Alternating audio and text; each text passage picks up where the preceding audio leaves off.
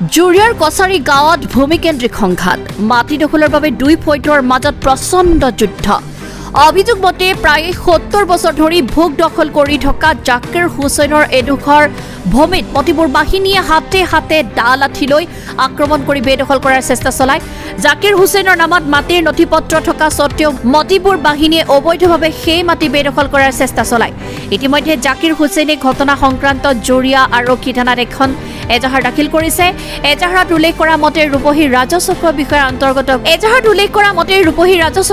অন্তৰ্গত কছাৰী গাঁৱৰ মাটি মতিপুৰ বাহিনীয়ে বলপূৰ্বক বেদখল কৰাৰ চেষ্টা কৰি উত্তপ্ত পৰিস্থিতিৰ সৃষ্টি কৰে। ইতিমধ্যে গোচৰৰ ভিত্তিত জুৰিয়া আৰক্ষীয়ে তদন্ত অব্যাহত ৰাখিছে।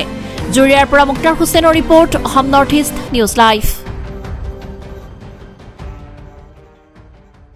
কছাৰী গাঁও কিচামতন ২৭৭ পাট্টা নম্বৰত আমি মাটি ৭০-৭৫ বছৰ ধৰি ভোগ দখল কৰি খাই আছোঁ আৰু আমাৰ সকলো কাগজ পত্ৰ সব ঠিকেই আছে।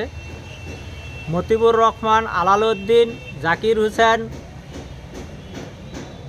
আশৰাফুল, আনজাৰুল, মফিদা খাতুন, আইতন নেছা, মুকছেদুৰ ৰহমান, সিহঁতে এই দুষ্কৃতিকাৰীকেইটাই আহি চোকা অস্ত্ৰৰে আহি আমাৰ মাটি অবৈধভাৱে দখল কৰিবলৈ বিচাৰিছে। তেতিয়া আমি বাধা দিছোঁ। বাধা দিয়াত আমাক চোকা অস্ত্ৰৰে আহি আমাৰ ঘৰৰ ভেৰত সিহঁতে ধাৰে গপিয়াই মাৰিছে। তাৰপিছত আমি জুৰিয়া আৰক্ষীক আমি অৱগত কৰাইছোঁ, এজাহাৰ এখন দিছোঁ। আৰক্ষী ইতিমধ্যে তাত গৈ উপস্থিত হৈছে আৰু আমাৰ মাটিত সিহঁতে কিছুমান খুঁটা পুতিছিল।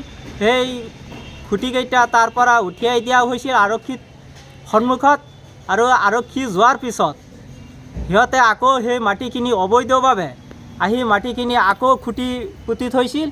গতিকে ইয়াৰ বাবে আমি জুৰিয়া প্ৰশাসন, আৰক্ষী প্ৰশাসন, জুৰিয়া চাৰ্কল বিষয়া, নগাঁও জিলা উপায়ুক্ত মহোদয়া ইয়াৰ বিষয়ে উচিত তদন্ত ল'বৰ কাৰণে আমি অনুৰোধ প্ৰাৰ্থনা জনালোঁ।